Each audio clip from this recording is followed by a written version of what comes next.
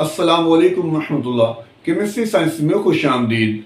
हम second year के chemistry practicals के मुतालिक बात कर रहे हैं और पिछली वीडियो में हम देख चुके हैं कि पेपर में कुल 5 सवाल आने हैं, जिसमें से पहला सवाल सॉल्ट एनालिसिस का है और दूसरा सवाल टाइट्रेशन का है।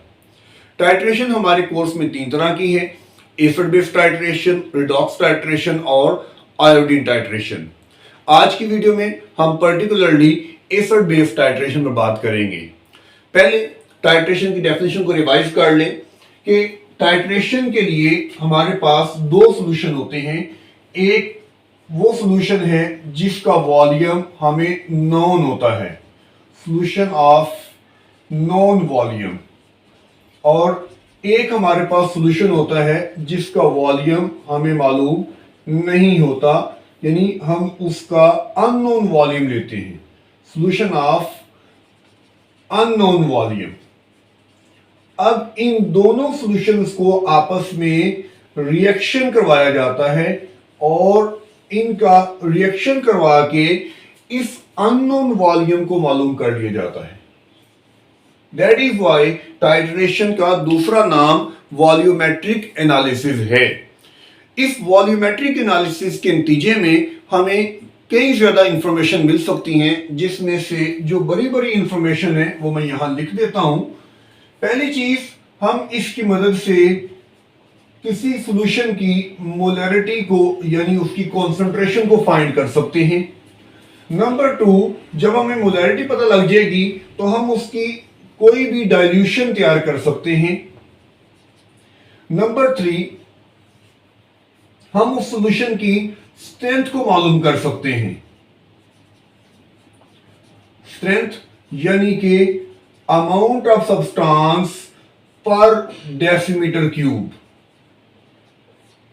इसी तरह से उस सॉल्यूशन की प्योरिटी को या इम्प्योरिटी को मालूम की जा सकता है, और अगर सॉल्यूशन बनाने में 2 चीजों को मिक्स किया गया है तो उन 2 चीजों को जो जिस तनासुब के अंदर जिस मिकदार में मिक्स किया गया है उस मिकदार को मालूम की जा सकता है, यानी कि कंपोजिशन निकाली जा सकती है।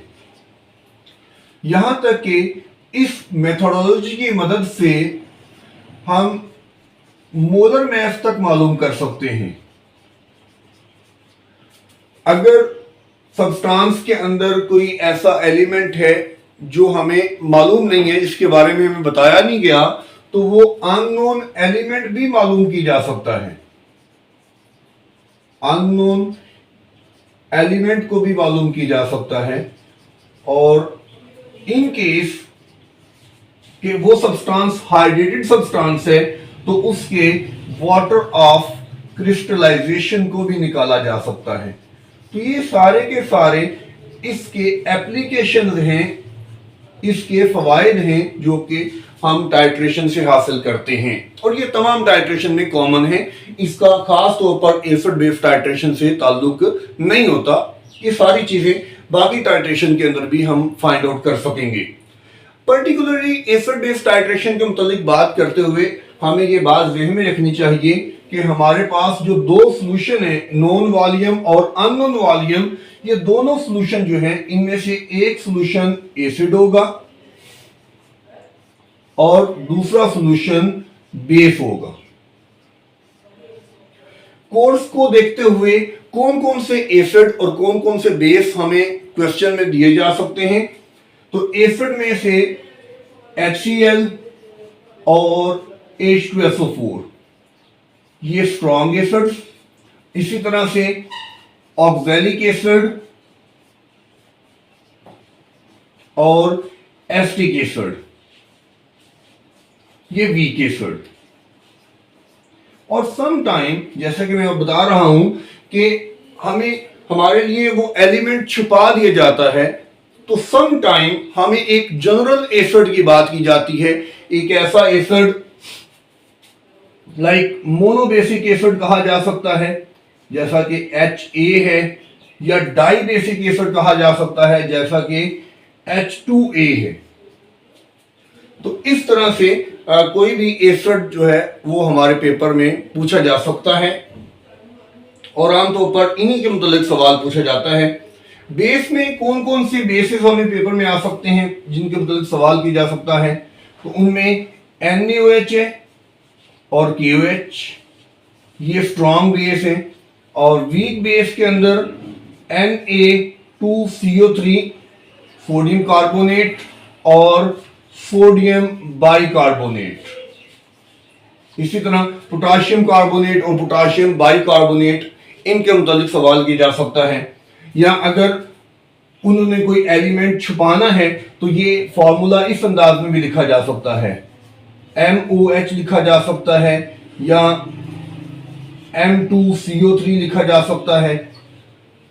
तो ये मुख्तलिफ अंदाज हैं जिसके मुतालिक हमें पेपर में सवाल आएगा। एक इंपॉर्टेंट चीज है कि हमें यह पता होना चाहिए कि इनमें से स्ट्रॉन्ग कौन है और वीक कौन है। ये स्ट्रॉन्ग सारे कंपाउंड्स हैं, ये स्ट्रॉन्ग एसिड्स हैं और ये स्ट्रॉन्ग बेस हैं। ये वीक एसिड्स हैं और ये वीक बेस है। इसको आइडेंटिफाई करना, इसको क्लैरिफाई करना हमारे लिए जरूरी है। हमें पता होना चाहिए कि किस तरह से है। तो जब हमने पेपर अटेम्प्ट करना है, जैसे कि मैं पिछली वीडियो में बता चुका हूं कि आपको पहले 20 मिनट के लिए एक शीट मिलेगी और उस शीट के ऊपर क्वेश्चन नंबर 2 सॉल्व करना है। क्वेश्चन नंबर 2 सॉल्व करते हुए आपने कुछ इंफॉर्मेशन पुट करनी है, जिसमें से सबसे पहले आप जो चीज उसे बताओगे वो बताओगे प्रिंसिपल। दूसरी चीज आप उसे बताओगे स्टैंडर्ड सॉल्यूशन, स्टैंडर्ड सॉल्यूशन।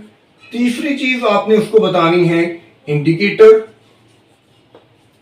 उसके बाद एंड पॉइंट और फाइनली आपने उसको बताना है केमिकल इक्वेशन के बारे में। केमिकल इक्वेशन के बारे में आपने उसको बताना है।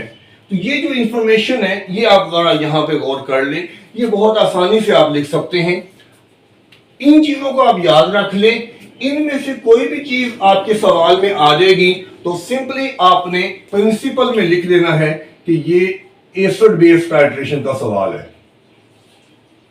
पेपर में जो सवाल आपको दिया जाएगा उसमें अगर इनमें से कोई चीज भी आपको नजर आ जाए, आपको समझ आ जाए कि इसके मुतालिक ये लिखा गया है, सवाल इसके मुतालिक है, तो इसका मतलब है कि वो सवाल जो है वो एसिड बेस टाइट्रेशन का सवाल है।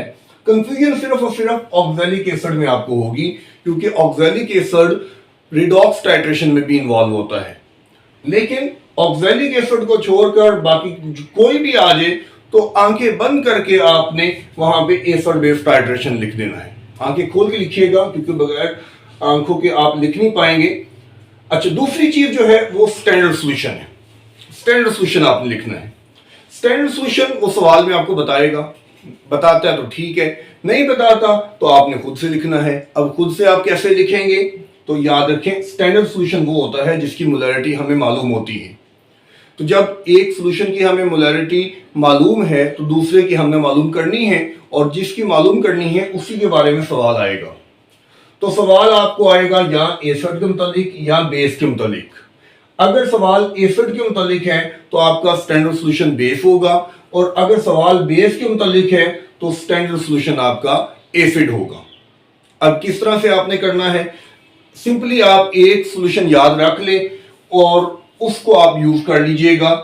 सवाल एसिड के मुतालिक आया है तो आप स्टैंडर्ड सॉल्यूशन लिखेंगे 0.1 मोलर NaOH सॉल्यूशन, या सवाल बेस के मुतालिक आ गया है तो आपने स्टैंडर्ड सॉल्यूशन लिख लेना है 0.1 मोलर HCl सॉल्यूशन। ये बात मैं आपको पहले बता दूं, क्वेश्चन में अगर उसने स्टैंडर्ड सॉल्यूशन खुद से बता दिया है तो फिर आपने वही लिखना है। अगर नहीं बताता तो फिर आपने ये टेक्निक इस्तेमाल करनी है, ये तरीकाकार फिर आपने इस्तेमाल करना है कि एसिड होगा, एसिड के मुतालिक पूछा गया है तो आपने 0.1 molar NaOH solution standard solution use करना है। अगर सवाल बेस के मुतालिक पूछा गया है तो आपने स्टैंडर्ड सॉल्यूशन यूज करना है, वो है 0.1 मोलर HCl सॉल्यूशन। अगला पॉइंट है इंडिकेटर का।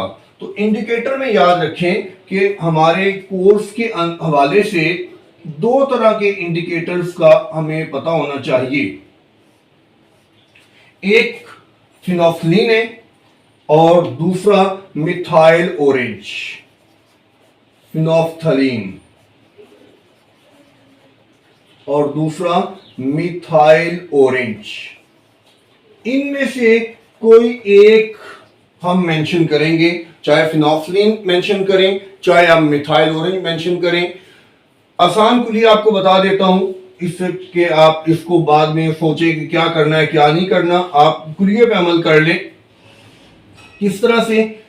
स्ट्रॉन्ग एसिड स्ट्रॉन्ग बेस आपने फिनोफ्थलीन यूज करना है, और इसी तरह से वीक एसिड और स्ट्रॉन्ग बेस। ये जो मैंने आपको शुरू में बताया कि ये नॉलेज हमारे लिए इंपॉर्टेंट है, ये नॉलेज हमारे लिए इंपॉर्टेंट है, स्ट्रॉन्ग कौन है वीक कौन है। तो अगर स्ट्रॉन्ग एसिड स्ट्रॉन्ग बेस होगा या वीक एसिड स्ट्रॉन्ग बेस होगा तो आप फिनोफ्थलीन यूज करेंगे। और कौन सी चीज रह गई है? वो रह गई है स्ट्रॉन्ग एसिड और वीक बेस। याद रखें कि वीक एसिड और वीक बेस की टाइट्रेशन हमारे कोर्स का हिस्सा नहीं है। तो स्ट्रॉन्ग एसिड वीक बेस, इस टाइट्रेशन के लिए आपने मिथाइल ऑरेंज यूज करना है, इसके अलावा आपने फिनोफ्थलीन यूज करना है। वीक बेस कौन है? कार्बोनेट। वीक बेस कार्बोनेट है, यानी अगर आपके सवाल में कार्बोनेट आ गया तो आपने मिथाइल ऑरेंज यूज करना है। अगर कार्बोनेट के बारे में सवाल नहीं आया तो फिर आपने फिनोफ्थलीन यूज करना है। तो इंडिकेटर आप इनमें से कोई भी यूज करेंगे, चाहे आप फिनोफ्थलीन यूज करें चाहे आप मिथाइल ऑरेंज यूज करें, कोई एक यूज करेंगे। एंड पॉइंट कि जब रिएक्शन मुकम्मल होगा, इंडिकेटर बेसिकली वो चीज होती है जो आपको रिएक्शन के कंप्लीट होने का पता देती है। तो जब रिएक्शन मुकम्मल होगा वहां पे कलर क्या आएगा, कौन सी निशानी होगी, क्या वहां पे इंडिकेशन होगा जो आपको बताएगा कि रिएक्शन मुकम्मल हो गया है, उसको हम कहते हैं एंड पॉइंट। तो याद रखें फिनोफ्थलीन के केस के अंदर एंड पॉइंट जो है वो जस्ट कलरलेस है, जस्ट कलरलेस। जबकि मिथाइल ऑरेंज के केस के अंदर जो एंड पॉइंट है वो लाइट पिंक होता है,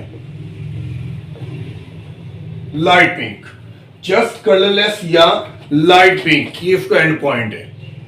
इन केस ऑफ फिनोफ्थलीन आप जस्ट कलरलेस लिख दें और in case of methyl orange आप लाइट पिंक लिख दें। नाउ केमिकल इक्वेशन, तो केमिकल इक्वेशन बनाना हमारे लिए बहुत आसान है। एसिड बेस रिएक्शन है, हम जानते हैं एसिड और बेस मिलकर साल्ट और वाटर बनाते हैं। तो आप एसिड और बेस की पहचान करें। फॉर एग्जांपल आपको सवाल दिया गया है HCl के मुतालिक और NaOH के मुतालिक। ऑब्वियसली इनमें से एक वो चीज है जिसके बारे में पेपर में सवाल पूछा गया है, दूसरी चीज वो स्टैंडर्ड सॉल्यूशन है, चाहे वो उसने खुद बताया है या आपको खुद पता लग गया है। तो आपने ध्यान करना है H और OH का, ये मिलकर बनाएंगे पानी और बाकी जो है वो मिलकर बना देंगे NaCl, salt.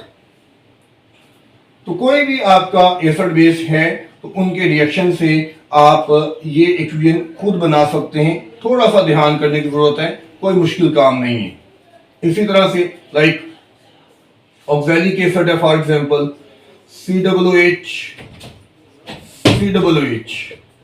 Dot 2H2O plus, ये नोट करें कि इसमें 2 H है, यानी ये डाई बेसिक एसिड है। क्योंकि ये डाई बेसिक एसिड है तो आपको यहां पे NaOH के 2 मोल यूज करने पड़ेंगे। डाई बेसिक एसिड के लिए आपको 2 मोल यूज करने पड़ेंगे। तो ये OH और ये H ये आपस में मिलकर H2O बना देंगे। 2 इसके पास पहले भी मौजूद है तो इसमें आ जाएगा 4H2O प्लस COONA और COONA। तो ध्यान करने की जरूरत है, थोड़ा सा ध्यान करेंगे तो आप बड़ी आसानी से ये इक्वेशन लिख लेंगे। इनको रट्टा मारना, इनको ये करना कि हम इनको याद करके ही लिखेंगे, ये जरूरी नहीं है। आप सिर्फ थोड़ी प्रैक्टिस कर लें, डिफरेंट एसिड और बेस को आपस में मिलाएं। याद रखें कॉम्बिनेशन सिर्फ यही है, वीक एसिड और वीक बेस का कॉम्बिनेशन आपने यूज नहीं करना। कार्बोनेट हो चाहे बाइकार्बोनेट हो तो उसमें एक एक्स्ट्रा चीज आ जाती है और वो है कार्बन डाइऑक्साइड। जैसा कि लेट्स से कि हम कहते हैं H2SO4 और उसका रिएक्शन हम करवा रहे हैं विद Na2CO3 सोडियम कार्बोनेट। तो पहले Na और SO4 इसको मिला देंगे, Na2SO4, ये बन गया साल्ट।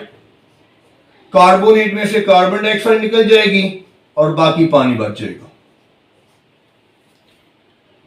इसी तरह से अगर आप बाइकार्बोनेट की बात कर रहे हैं, लेट्स से इसी के साथ हम बाइकार्बोनेट का रिएक्शन करवाते हैं,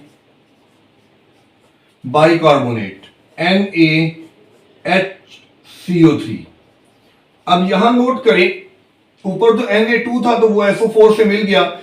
अब यहां पे आपको सिर्फ Na दिया गया है तो आपने इसको क्या कर लेना है, इसके 2 मोल यूज कर लेने हैं।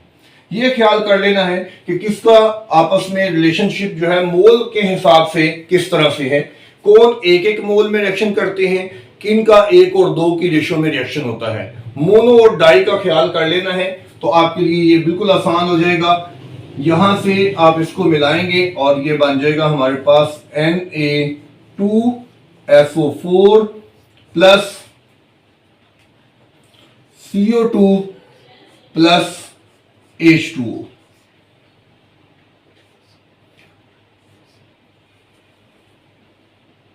ओके, अब ये जो इक्वेशन है ये आप लोगों ने कोशिश करनी है कि खुद बनाएं और इसकी पहले से आप प्रैक्टिस कर लें, ना ये कि आप वहां पे जाके कंफ्यूज हो कि हमने क्या करना है और क्या नहीं करना। तो केमिकल इक्वेशन लिखने के बाद जो नेक्स्ट चीज है वो हमने इसका प्रोसीजर लिखना है कि टाइट्रेशन को परफॉर्म कैसे करेंगे। तो प्रोसीजर के अंदर भी अगर आप प्रैक्टिस करके जाएंगे तो आप प्रोसीजर खुद से वहां पे लिख सकते हैं। आपको याद करके रट्टा मार के जाने की जरूरत नहीं है। चंद एक पॉइंट्स हैं जो आपने जहन में रखने हैं। प्रोसीजर के अंदर मैं फिगर यहां बना देता हूं इसको समझाने के लिए। ये हमारे पास होती है कोनिकल फ्लास्क और ये ब्यूरेट होता है।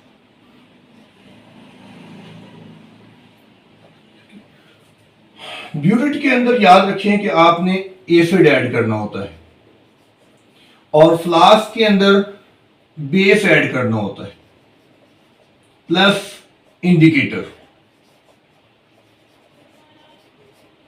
तो चंद जुमले आप बना लें और उनको आप प्रैक्टिस करें और प्रोसीजर मुकम्मल हो जाएगा। बहुत आसान है, कोई मुश्किल नहीं है। पहली बात, बेस जो भी है उसका नाम लिखें विद पिपेट। पिपेट की मदद से बेस को लेना है कितना, 10 ml। कहां लेना है, फ्लास्क के अंदर, कोनिकल फ्लास्क के अंदर लेना है। नंबर 2, अच्छा इसमें साथ ही इंडिकेटर ऐड करना है 2 से 3 ड्रॉप, इंडिकेटर 2 to 3 ड्रॉप। अच्छा, दूसरे नंबर पे एसिड जो भी है उसका नाम लिखें और उसको ब्यूरेट में लेना है और इसकी इनिशियल रीडिंग नोट करनी है, initial reading. Then number 3, drop wise addition करनी है। Drop wise acid from burette इसको ऐड करना है to the flask with constant stirring, constant stirring. और number 4, until the end point, जब तक एंड पॉइंट नहीं आ जाता और एंड पॉइंट पे इसकी फाइनल रीडिंग नोट करनी है।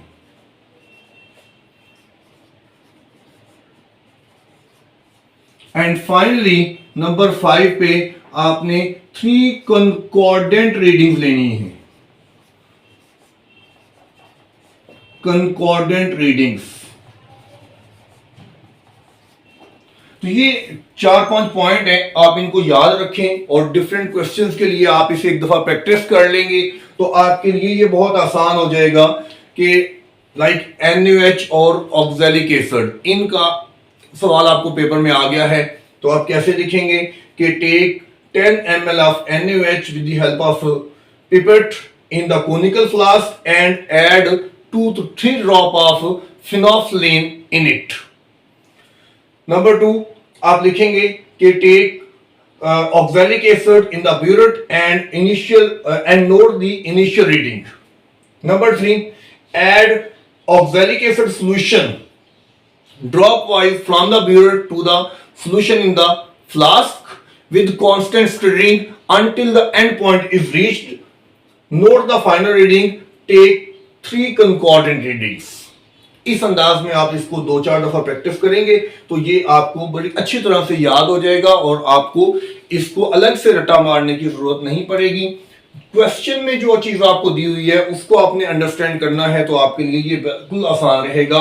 अगर आप क्वेश्चन को नहीं समझ पाएंगे तो फिर यकीनन ये आपके लिए मुश्किल रहेगा। तो क्वेश्चन को 2-3 दफा पढ़ लें, अच्छी तरह चीजों को पहले मार्क कर लें, कौन एसिड है, कौन बेस है, किसके बारे में मुझे सवाल किया जा रहा है, कौन स्टैंडर्ड सॉल्यूशन है, इंडिकेटर क्या होना चाहिए, एंड पॉइंट क्या होगा, इन तमाम चीजों को पहले अपने जहन के अंदर कंसाइज करें और देन उसको पेपर पर राइट अप करना शुरू करें तो ये बिल्कुल आसान रहेगा।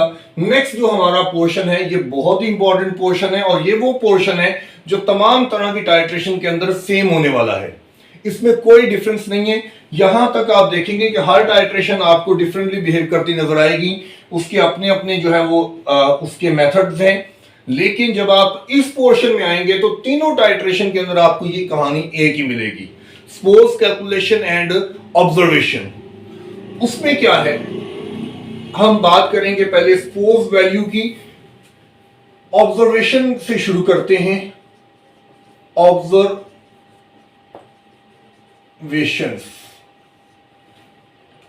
नोट करें, स्पोज वैल्यू लिखनी है या एक्चुअल वैल्यू लिखनी है, आपको टेबल तो बनाना ही पड़ेगा। ये टेबल आपने बनाना है, इसमें आपने इस तरह से खाने बना लेने हैं और इसमें आपने लिख लेना है सीरियल नंबर, यहां लिख लेना है इनिशियल रीडिंग,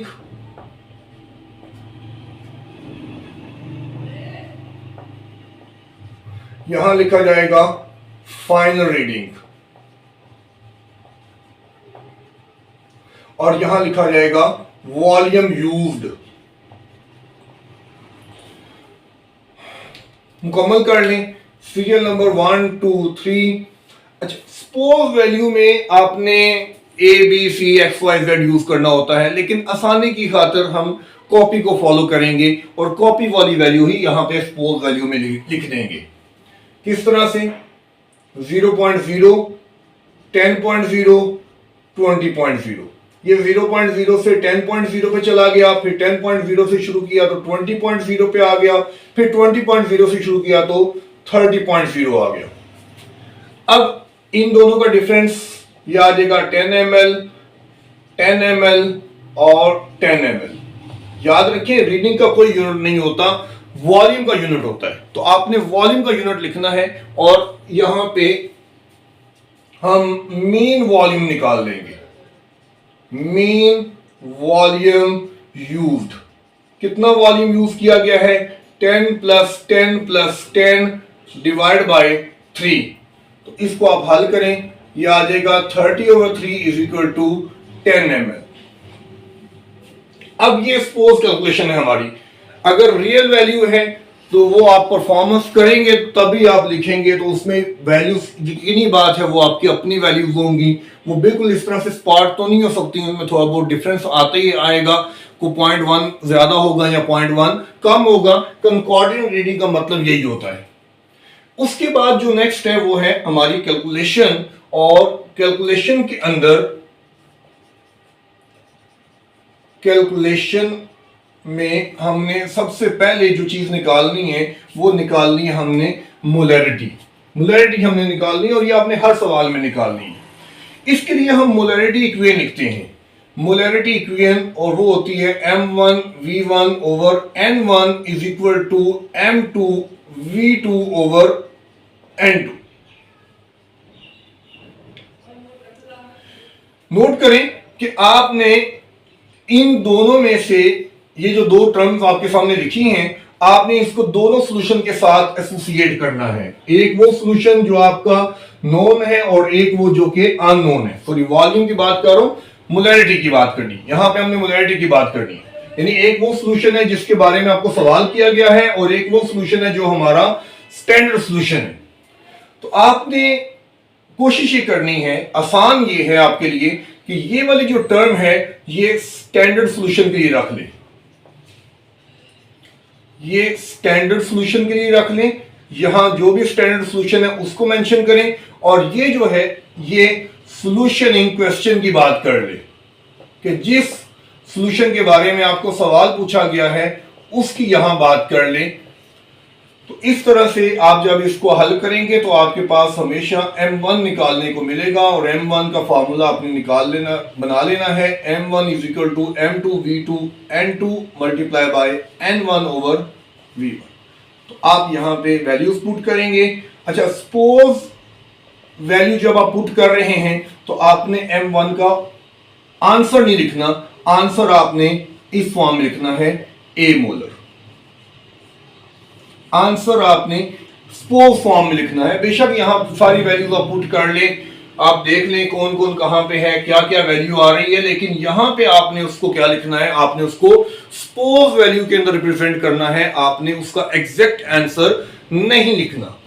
इसको निकालने के बाद अब हमने देखना है कि इनमें से कौन सी चीज है जिसके बारे में हमें पेपर में पूछा गया है। कोई एक चीज वो पेपर में पूछेगा, डाइल्यूशन पूछेगा, स्ट्रेंथ पूछेगा, purity, composition, molar mass, unknown element, water of crystallization, कोई एक सवाल पेपर में वो आपको देगा और उसके लिए सिंपली आपने दो फार्मूला यूज करने हैं। उन दो फार्मूलाज को यूज कैसे करना है उसका तरीकाकार आगे जो है वो with the passage of time में अगली आने वाली वीडियोस में आपको बताऊंगा। लेकिन फिलहाल आप जस्ट उन फार्मूलाज को जरा देख लें और थोड़ा बहुत जो उसके बारे में मैं आपको इंफॉर्मेशन दे रहा हूं, क्योंकि ये थोड़ा ट्रिकी है और इसको समझने में आपको थोड़ा टाइम भी लगेगा। लेकिन नोट करें, डाइल्यूशन आपने निकालनी है तो आपने क्या करना है। डाइल्यूशन के मुतालिक सवाल कैसे आएगा, उसने आपको पेपर में लिखा होगा एग्जामिनर ने कि इसकी आप मोलैरिटी मालूम करें और मोलैरिटी मालूम करने के बाद आप इसका फला मोलैरिटी वाला सोल्यूशन बनाएं। फॉर एग्जांपल ऑक्सैलिक एसिड के मुतालिक उसने आपको सवाल किया था, आपने उसकी मोलैरिटी मालूम की, वो आगे 0.05 मोलर। अब वो आपसे आगे फर्दर रिक्वायर कर रहा है कि आप ऑक्सैलिक एसिड का 0.02 मोलर सॉल्यूशन बनाएं, ऑक्सैलिक एसिड का 0.02 मोलर सॉल्यूशन बनाएं। तो ये जो है ये डाइल्यूशन है कि आपने उसकी मोलैरिटी को कम करके एक नया सॉल्यूशन बनाना है। तो डाइल्यूशन बनाने में आपने फार्मूला जो यूज करना है उसे हम डाइल्यूशन फार्मूला कहते हैं और वो है M1V1 is equal to M2V2। याद रखिए, अब ये वाले M1V1 यहां पे नहीं आए हुए, जो यहां पे हमने यूज किए हैं वो यहां पे नहीं है, ये और है। ये क्या है, यहां M1 जो है ये वो चीज है जिसको आपने यहां मालूम कर लिया है, डिटरमिन्ड, ये आपने मालूम कर लिए। और M2 क्या है, ये रिक्वायर्ड है, जो क्वेश्चन में उसने आपसे रिक्वायर किया है, जो क्वेश्चन में उसने आपसे पूछा है, ये वो है। तो बेसिकली अब यहां पे आपने V1 निकालना होता है, क्योंकि वॉल्यूम वो आपको बता देता है, मोलैरिटी आपको बता देता है, जो नया सॉल्यूशन बनाना है, जो रिक्वायर्ड सॉल्यूशन है उसके बारे में आपको दोनों चीजें बता देता है। ये आप खुद मालूम कर लेते हो। तो आपने मालूम करना होता है V1। तो V1 आप जब मालूम करेंगे तो V1 बराबर आ जाएगा M2V2 ओवर M1 और इसमें वैल्यूज पुट करके आप V1 मालूम कर लोगे। सपोज कैलकुलेशन कर रहे हो, वैल्यूज बेशक जो मालूम है वो लिख दें, लेकिन अल्टीमेटली जो आंसर आपने लिखना है वो आपने इस फॉर्म में लिखना है सेंटीमीटर क्यूब। इतना वॉल्यूम लेकर आप उसमें वाटर ऐड करके उसको रिक्वायर्ड वॉल्यूम तक जो है वो फिल कर लेंगे, तो इस तरह से डाइल्यूशन जो है वो हो जाती है। उसके बाद अगला जो सवाल है वो है स्ट्रेंथ। तो स्ट्रेंथ कैसे मालूम करते हैं? नंबर 3, स्ट्रेंथ मालूम करने के लिए सॉल्यूशन की स्ट्रेंथ का formula, strength of solution is equal to molarity multiply by molar mass। Molar mass और मोलैरिटी को ज़रब करेंगे तो स्ट्रेंथ निकल आएगी। मोलैरिटी आपने यहां पे मालूम कर ली। मोलर मास जिस चीज के बारे में आपको बताया गया है उसका मोलर मास तो आपको निकालना आता ही होगा, तो दोनों को आपस में मल्टीप्लाई करेंगे तो स्ट्रेंथ ऑफ सॉल्यूशन आ जाएगी। ये इंपॉर्टेंट है कि स्ट्रेंथ ऑफ सॉल्यूशन होती है अमाउंट पर डेसीमीटर क्यूब, यानी कि इसका जो यूनिट होता है वो होता है ग्राम पर डेसीमीटर क्यूब, ग्राम पर डेसीमीटर क्यूब। उसके आगे प्योरिटी है और कंपोजिशन है। ये आप कैसे निकालेंगे? प्योरिटी या कंपोजिशन को मालूम करने के लिए नोट करें कि आप क्वेश्चन जब पढ़ेंगे तो क्वेश्चन के अंदर उसने आपको बताया होगा कि मैंने इतनी अमाउंट डिवॉल्व की है। एक अमाउंट आपने खुद निकाल लेनी है यहां से, इस फॉर्मूला की मदद से। तो आपके पास इस तरह से दो अमाउंट आ जाएंगी, एक जो आपने कैलकुलेट कर ली और एक जो क्वेश्चन में बताई गई है। तो एक्चुअल अमाउंट जो आपने निकाली और जो क्वेश्चन में बताई गई डिवॉल्व्ड अमाउंट, इसको आप आपस में डिवाइड करके मल्टीप्लाई बाय 100 करें तो इससे आपको प्योरिटी और कंपोजिशन मिल जाएगी। नंबर 4 एंड 5 ये कैसे होगा? Actual amount over devolved amount, actual amount over devolved amount multiply by 100। एक अमाउंट आप निकाल लेंगे इस फॉर्मूला को इस्तेमाल करते हुए और एक अमाउंट उसने आपको क्वेश्चन में बताई होगी, तो उन दोनों को आपस में डिवाइड करके मल्टीप्लाई बाय 100 करेंगे तो आप प्योरिटी भी निकाल लेंगे और कंपोजिशन भी निकाल लेंगे। रहा इन तीनों के बारे में तो ये आप गौर कर लें कि मोलर मास हो, अननोन एलिमेंट मालूम करना हो या वाटर ऑफ क्रिस्टलाइजेशन मालूम करना हो, ये तीनों चीजें एक ही चीज है। मोलर मास मालूम कर लेंगे तो आपको अननोन एलिमेंट पता लग जाएगा, मोलर मास मालूम कर लेंगे तो आपको वाटर ऑफ क्रिस्टलाइजेशन भी पता लग जाएंगे, और उसके लिए यही फॉर्मूला यूज होगा, अलग से आपको फॉर्मूला जानने की जरूरत नहीं है। लेकिन उसमें एक इंपॉर्टेंट चीज ये है कि स्ट्रेंथ ऑफ सॉल्यूशन फिर उसने आपको खुद बताई होगी और वही आपने इस्तेमाल करनी है। आपने जिस तरह यहां पे आपने अलग अलग रखा है कि एक सॉल्यूशन आप स्ट्रेंथ आपने खुद निकाल ली है और एक उसकी इस्तेमाल की है, उन दोनों को आपने कंपेयर किया है। इन तीनों चीजों को मालूम करते हुए आपने स्ट्रेंथ ऑफ सॉल्यूशन क्वेश्चन वाली यूज करनी है, अपनी नहीं निकालनी, और निकल भी नहीं सकती क्योंकि आपके पास मोलर मास मालूम नहीं है। तो स्ट्रेंथ ऑफ सॉल्यूशन आप क्वेश्चन वाली यूज करेंगे और मोलैरिटी आपने खुद निकाली है, मोलर मास आप मालूम कर लेंगे। जब आप मोलर मास मालूम कर लेंगे तो आप अननोन एलिमेंट भी मालूम कर लेंगे और वाटर ऑफ क्रिस्टलाइजेशन भी मालूम कर लेंगे। अब ये सारी चीजें नेक्स्ट जो है वो प्रैक्टिस के मुतालिक हैं। अलबत्ता ये एसिड बेस टाइट्रेशन के मुतालिक एक जनरल ओवरव्यू है, इसको आप अच्छी तरह देखें, इसको एक दो क्वेश्चन के ऊपर प्रैक्टिस करें और पेपर के लिए इसको जो है वो लिखने की प्रैक्टिस करें कि जिस तरह पेपर में आपने इसको लिखना है कि आप इसको लिखने में कामयाब होते हैं या नहीं। आपको कोई सवाल हो तो कमेंट सेक्शन में मेंशन करिएगा। अल्लाह हाफिज।